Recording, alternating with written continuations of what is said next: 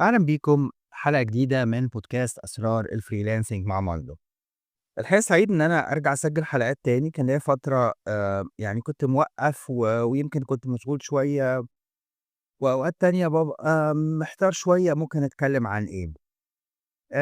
النهاردة الحقيقة الحلقة صغيرة جدا، بس في نقطة مهمة لاحظت إن ناس كتير قوي مش بتاخد بالها منها. يا ترى أنا كفريلانسر لما بتواصل مع العميل المفروض بخاطب العميل إزاي أو بكلمه إزاي؟ يعني بالاقي مثلًا ناس بتبعت لعميل طول الوقت تقول له مستر جون، مستر جون أو مستر فلان. هل المفروض أخاطب العميل بالطريقة دي؟ هل دايمًا لمّا أكلم العميل يبقى أتكلم معاه بطريقة formal ويبقى دايمًا كلامي ليه مستر، والّا ينفع أكلم العميل بشكل بسيط كده باسمه الأولاني بمنتهى البساطة؟ الحقيقة يمكن إحنا متعودين في بلادنا إن مهم أوي موضوع المقامات بتاعة الناس أو المراكز والمناصب بتاعة الناس، وبنلاقي في ناس أوي بتركّز إن لازم لمّا تكلمها تقول له يا باشمهندس، يا دكتور، يا مستر. يمكن برّه الناس بتتعامل مع الموضوع ده بشكل مختلف، ويمكن دي كانت بالنسبة لي يعني مش عايز أقول صدمة، بس حاجة استغربتها، إن بتلاقي حد في منصب كبير أوي وشخص كده ليه مقام كبير أوي محترم، لكن الناس كلّها بتنده له باسمه الأول.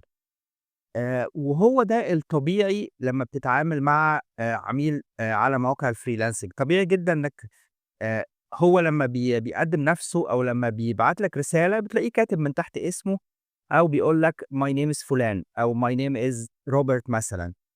الطبيعي جدًا إن أنت لمّا ترُد عليه تقول له hi روبرت، أو ت ت تكتب له أي حاجة. تستعمل اسمه الأول، مش محتاج إن أنت تعرف الlast name بتاعه أو الاسم الرسمي بتاعه وتخاطبه بمستر وبشكل formal. الناس بتاخد الموضوع ده بشكل بسيط جدًا، وهو ده اللي بيبقى الexpectations بتاعتهم. وأعتقد لمّا إحنا بنبقى فاهمين كده وبنكلم الواحد باسمه الأول بشكل بسيط، آآ بيبقى التواصل أسهل، وبتبقى الناس حاسة بالارتياح مع اللي قدامها وقادرة تتعامل معاه بشكل أسهل. أنا عارف إن دي ممكن تبان معلومة بسيطة، بس باشوف إن هي بتفرق مع العميل لمّا باكلمه يعني بطريقة لطيفة وباحترام وبكل حاجة، بس ب ب ب باكلمه باسمه الأولاني بشكل بسيط. مش مهم المناصب، مش مهم هو شغال في شركة إيه، والّا هو رئيس مجلس إدارة، والّا منصبه إيه. مجرد إن أنا باخاطبه باسمه الأول ده بيبقى كفاية وبيبقى مناسب. و وال وال وهتلاقي معظم العُملا بتتقبّل ده بشكل تلقائي وشكل طبيعي جدًا. أتمنى الtip البسيطة دي تكون مفيدة، و ويا ريت لو حد عنده experience في حاجة ليها علاقة بالنقطة دي، يا ريت يشاركنا بيها في الكومنتات.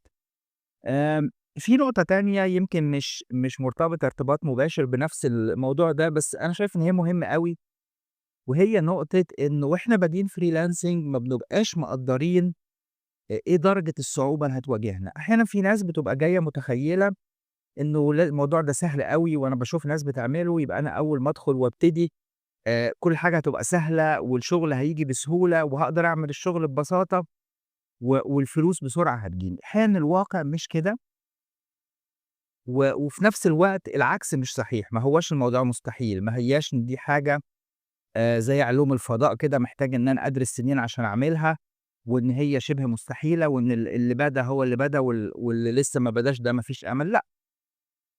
كل واحد يقدر يشتغل freelancing، بس لازم تبقى فاهم إن الموضوع مش بالبساطة اللي أنت متخيلها. يعني أنا الفترة اللي فاتت كنت باشتغل مع ناس بتحاول إن هي تعمل profile وتبتدي. فمثلًا حد مرّة بيقول لي: "هم ليه بيطلبوا طلبات كتير أوي؟ ليه مثلًا وأنا باعمل الprofile بتاعي باقعد أملى بيانات وأحط خطوات ويسألني عن الexperience ويسألني عن الeducation واللغات وconnect السوشيال ميديا بتاعتك ليه كل التفاصيل دي؟ التفاصيل دي مهمة لإن هو عايز يعرف إن أنت شخص حقيقي. اللي أنت بتقول أنا فلان يبقى هو ده شخص حقيقي.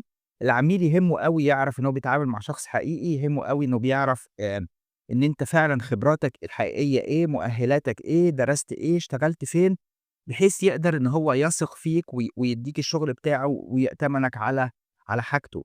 عشان كده مهم أوي إن إحنا يبقى عندنا الright expectation وإحنا بنبتدي. ما نبقاش خايفين ومرعوبين، وفي نفس الوقت ما نبقاش حاسين إن الموضوع سهل وبسيط، وإنه هي كل حاجة هتمشي بسهولة جدًا، وبالتالي أول ما تواجهنا صعوبات بنُقف وبنيأس وبنفقد الأمل وبنقول خلاص إحنا مش هنكمّل. مهمة أوي النقطة دي، وأحب أعرف رأيكم في النقطة دي بالذات. هل إيه درجة الصعوبة اللي أنت شُفتها وأنت بتبتدي؟ وهل الصعوبة دي شايفها إن هي مكمّلة والّا كانت في الأول بس وبعد كده وقفت؟